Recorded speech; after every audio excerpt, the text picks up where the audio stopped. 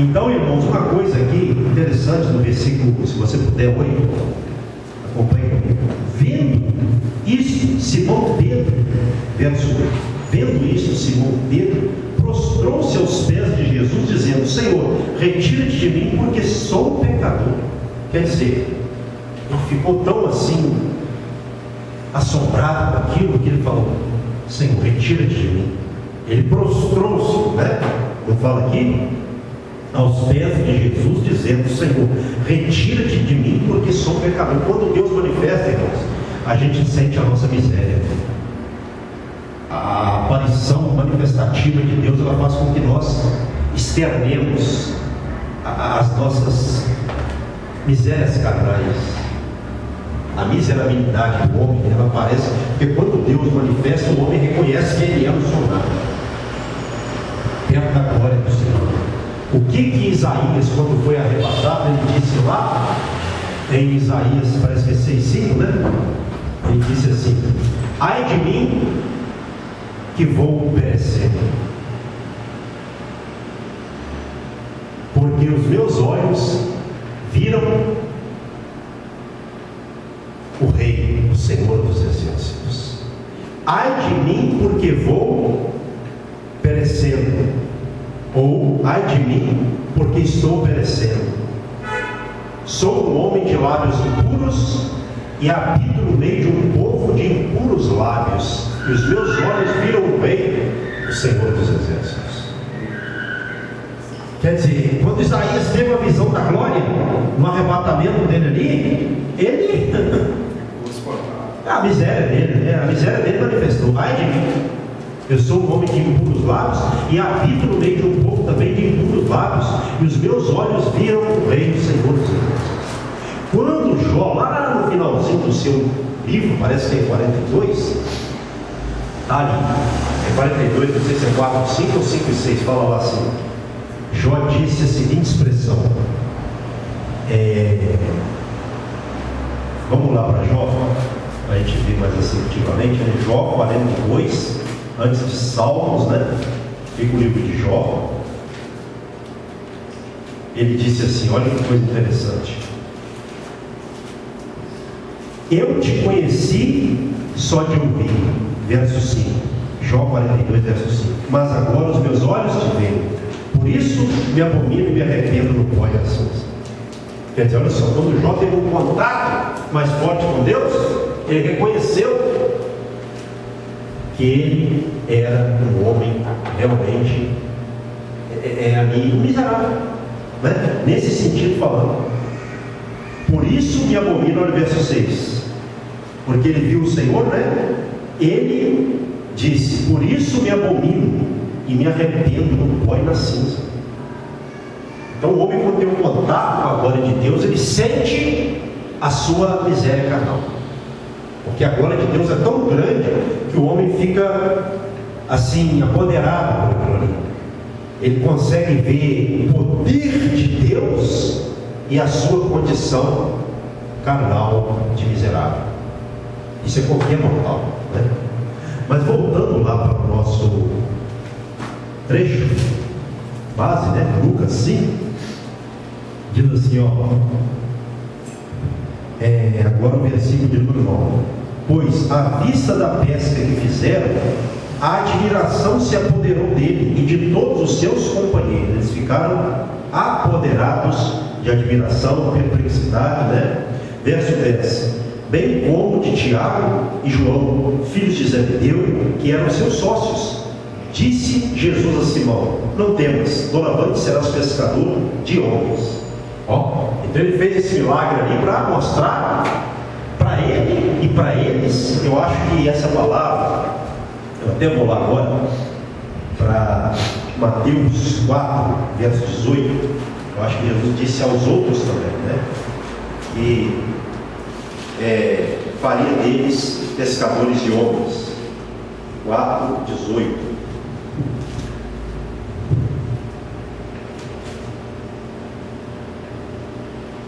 Isso mesmo, verso 19, e disse: vinde após mim e eu vos farei pescadores de homens. Então, aqui ele fala, não é a Pedro, mas na verdade ele falou a todos eles.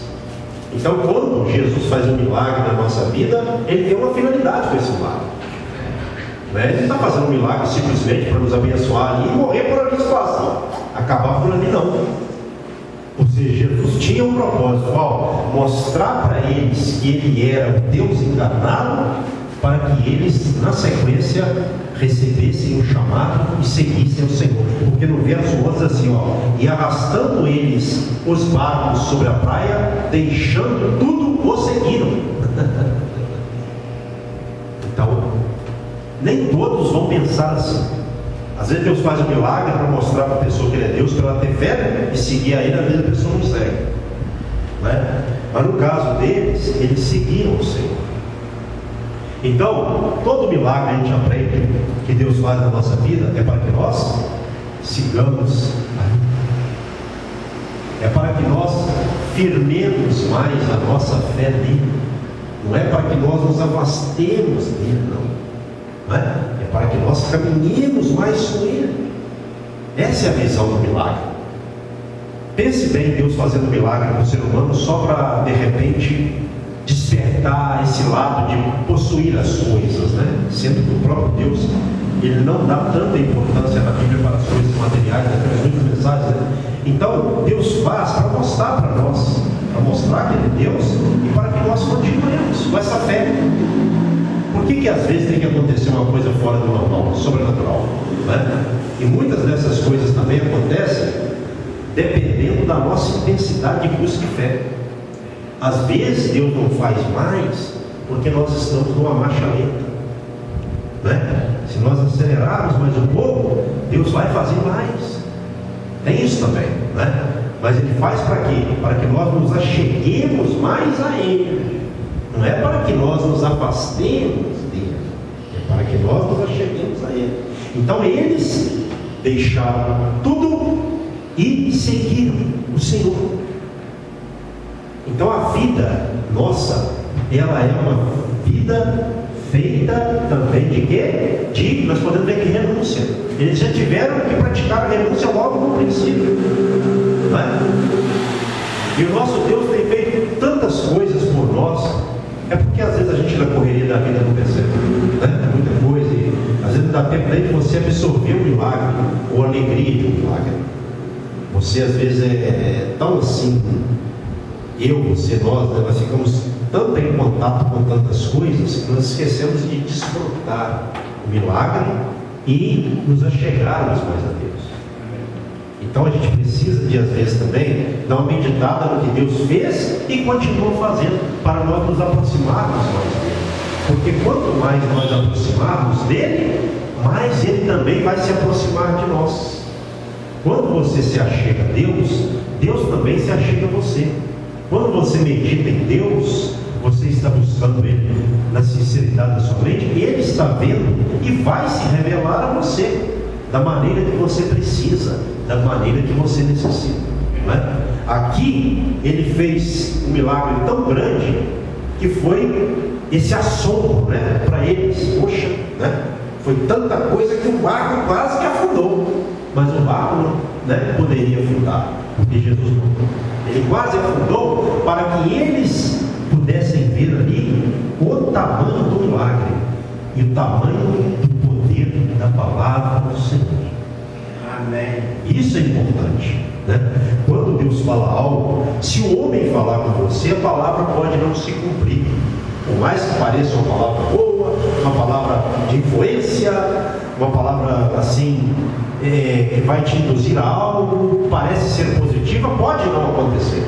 Mas se Deus falar, em qualquer momento da sua vida, aquilo vai acontecer. Isso é uma coisa que nós temos que ter absoluta certeza. E Deus não faz, não é porque nós merecemos. Ele faz porque Ele é Deus, porque nós somos povo dele. E no meio do seu povo, Ele se manifesta. Ele quer ver a gente de que forma? Triste? Então Deus sabe que nós precisamos que Ele opere, em nosso meio, para a gente não ser também consumido por uma tristeza, uma dificuldade, uma coisa que fica só batendo na trave. Deus sabe disso. Deus sabe até onde vai a nossa. Mas às vezes Deus quer que nós também nos dá uma palavra, Ele quer que nós possamos ir para as águas mais profundas. Certo? Então, vamos aprender a ouvir a voz de Deus. Às vezes nós nos empenhamos muito para ouvir o que as pessoas falam, não é? Não que não tem que se empenhar, mas o que Deus está falando, nós temos que dedicar muito mais. Porque a voz de Deus é a voz infalível, né? E de acordo com a Bíblia, nós temos muitas passagens que falam o quê? Que nós temos que ouvir quando Deus fala. Essa é uma audição do filho. O pai fala, o filho obedece. E quando o filho obedece, o pai abençoa. E quando o pai abençoa, o filho agradece, o filho reconhece, o filho, ele expressa louvor a Deus pela obra que Deus faz na vida dele. Como eles aqui ficaram realmente tomados por um grande temor, que creio eu também, como fala o trecho, né? Admiração, assombro, ficaram assustados. Às vezes Deus opera e as pessoas ficam sem ter palavras, assim, ó, a olho nu. Irmãos, vamos abraçar esse evangelho. Não vamos nos contentar com o evangelho. Não estou falando que a gente está se contentando, não, mas vamos buscar o evangelho de poder, porque esse evangelho é que aviva a obra. Você não estou como o irmão que chega na igreja e conta o sobrenatural de Deus? Nossa, glória! Ó, Deus manifestou, Deus falou, Deus fez algo. Às vezes Deus faz no meio da congregação, às vezes Deus faz na casa do irmão, no trabalho do irmão. Então vamos buscar esse evangelho, porque é esse evangelho que sustenta a obra. Tem uma expressão que tem estado no meu coração, o que Paulo falou aos Coríntios. Nós temos que buscar o evangelho de demonstração do Espírito Santo e de poder, para que a nossa fé não fique apoiada em sabedoria humana, e sim no poder de Deus, certo? No poder de Deus. Então, o irmão Lucas canta, o irmão Gelson também, eu prego, estou dando um exemplo, né? Então ore para Deus, quando você estiver louvando, Deus manifestar. Eu, você, nós que ministramos, né? Senhor, usa-nos numa dimensão mais poderosa. Quando a gente começar a pregar, que o Senhor comece a manifestar na igreja de qualquer maneira, do jeito que o Senhor quiser. Vamos buscar essa condição, porque quando você se prepara, quando você ora, Deus quer fazer maravilhas em nosso meio ou não quer? É bíblico isso ou não é? Então quando você ora, se prepare espiritualmente. Meu irmão, quando você prepara a casa e convida o mestre, nesse sentido manifestativo, ele vem. Quando você não faz uma festa na sua casa e convida o pessoal, não vai, é uma bênção, assim com o Senhor. Lembre-se disso, quando você pede uma oração e se prepara, aí você pode preparar o coração, porque coisas grandes acontecerão e você vai louvar a Deus no final. Nós queremos isso, é esse evangelho que nós queremos. Vamos buscar, vamos orar. O irmão outro dia ali me pediu, começando, estou falando aqui que me veio agora, eu gosto de nós estudarmos a Bíblia. Eu falei, eu vou pedir, irmão, vamos estudar. Quando você se aproxima mais de Deus, Deus se aproxima mais de você. Você vai começando a ler a Bíblia, Deus te leva para mim, leva para um caminho, leva para o outro, leva para cá, leva para lá. Daí a pouco Deus te revela algo. Aí você vai, solta aquilo para a congregação. E Deus opera coisas grandes e poderosas. Então vamos, no meio de tantos afazeres, vamos arrumar um tempinho para Deus. O melhor tempo que nós pudermos arrumar para Ele operar. Ele quer operar. Às vezes eu lendo alguns textos da Bíblia, eu penso que Deus está assim, ó, esperando. Ele está como naquela passagem, ó, eis que estou à porta. Às vezes não no caso dele estar fora da nossa vida, mas no sentido dele querer operar. Estou usando aquele trecho, né? Às vezes ele está batendo, eu estou querendo, eu estou assim, já não aguentando mais de querer manifestar no meio de vocês. Mas preparem, ou abram a porta. O que é esse abrir a porta? Nesse sentido que eu estou falando. É você se preparar para Deus, ó, porque Ele faz maravilhas no meio Amém. Dê uma salva de palmas para o Senhor nesta noite. Faça aqui com essas boas a bênção final. Pai, a todos os presentes e ausentes, abençoe com o teu amor, com a graça do Filho e com a sua doce consolação do Espírito Santo. Dê a todos, ó Pai, no final de domingo consolado, para que nós, ó Pai, terminemos a semana e comecemos a semana prática amanhã do ano, no encorajamento, na consolação do Divino Espírito Santo. Assim o Senhor nos abençoe em nome de Jesus. Amém. E graças a Deus. Não vai embora sem dar a paz de Cristo para o irmão que está do seu lado, para nós terminarmos o culto em comunhão. Deus abençoe.